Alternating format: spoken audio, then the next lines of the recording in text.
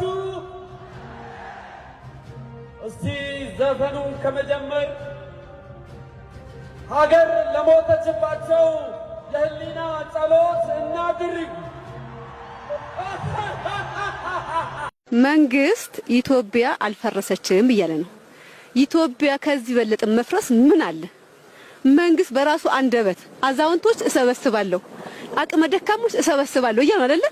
ዛሬ ምን እያረገ ነው? አዛውንቶቹን እየጎተተ እያወጣ እየጣለ አይደለም ወይ? እርጉዝ አንድ ቅምጥ እያገቱ እኮ ምን ይጂ አናቀሽም እያለ አይደለም ወይ? ካርታ ያላችሁ ይዱ አናቃችሁም እያለ አይደለም ወይ? ጠቅላይ ሚኒስትሩ የመለስ አብይ ማለት ነው ስንት ነው ሸለመንኛ? በልማት በምን ፍሬም ሳይቅ ስንት ነገር ሸልሞናል። እኔ እድሜን ጨርሻለሁ።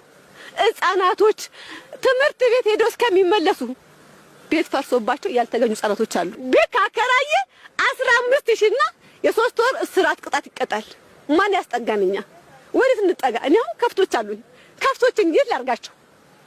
ቤት አለን ብዬ ከፍቶች አሉኝ የት ላርጋቸው? እኔስ ወደ አንዱ ጉድጓድ እገባለሁ። እነሱ ምን ይብላቸው? የት እንሰደድ? አገራችን አይደለ ኢትዮጵያ አይደለንም እኛ የሱ ዜጋ አይደለንም። በተወለድንበት ሀገር የት እንድረስ? የት እንሄድ? ራብ አለቀ። ልጆቻችን ራብ አለቁ። ምን ብንሄድ ምንም መፍትሄ ልናገኝ አልቻልንም። እንዴት እንሁን? ለልጆቻችን ይረከቡ። ልጅ ከባድ ነው። በአሁኑ ሰዓት በጣም ነው የሚከብደው። እንኳን ለራስ በአሁኑ ሰዓት ይሄ ለራሳችን አቅቶናል። ቁርስ አግኝተን የሰዎች ቁርስ ብናገኝ ማታ ወይ ምሳ እናገኝ። አብይ አህመድ የሚባለው ሰውዬ እባክህ ከኢትዮጵያ አናት ላይ ውረድ። ሰላም ጤና ይስጥልኝ። ተመስገን ገብረ እግዚአብሔር ነኝ። ዛሬ በአዲስ ቪዲዮ ነው የመጣሁት። በጣም የሀገራችን ነገር እንግዲህ እንደምታዩት በጣም ያሳዝናል። አብይ አህመድ የሚባል ሰውዬ በጣም ዲክታተር፣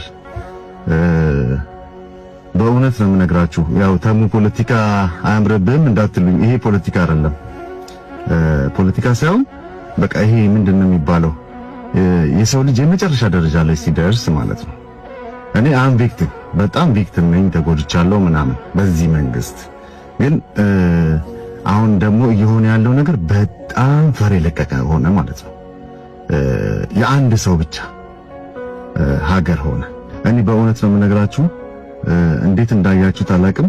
አብይ አህመድ የሚባለው ሰውዬ ኦሮሞ በጣም ጥሩ ጓደኞች አሉ፣ እነሱን እንኳን አይወክልም።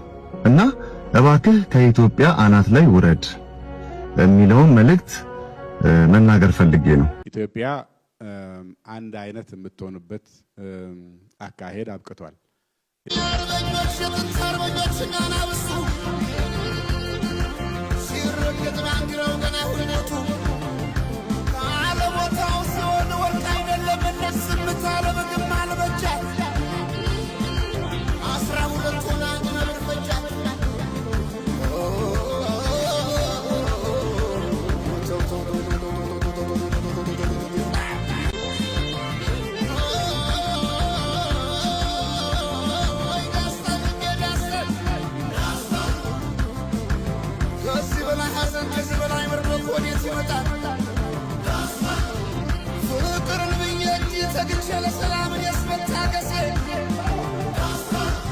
مشكاغر يمتر يسان نفسي مشكاغر